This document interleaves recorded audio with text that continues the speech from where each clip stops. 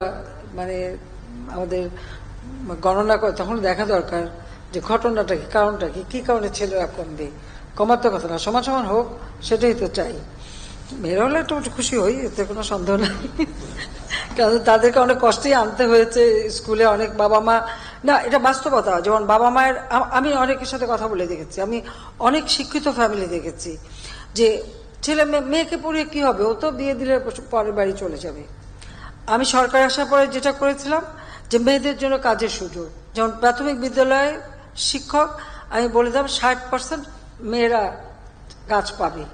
অর্থাৎ বাবা মা যখন দেখে যে না তার মেয়ে কাজ মানে পড়ালেখা শিখে উপার্জন করতে পারে, তখন আর সে বাধা দেবে না কাজী। আর তারপর তার নিজের একটা উপার্জন থাকলে নিজের পায়ে দাঁড়ানো, তার পরিবার একটা মর্যাদা থাকবে।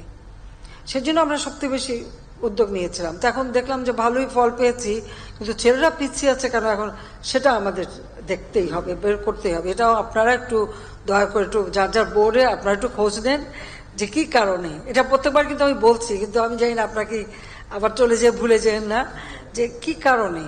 কারণ আপনারা জানেন ইদানিং একটা দেখা যাচ্ছে কিশোর গ্যাং নামে, কেন ছেলেমেয়েরা এই পথে যাবে, এটা তো আমাদের জন্য গ্রহণযোগ্য না।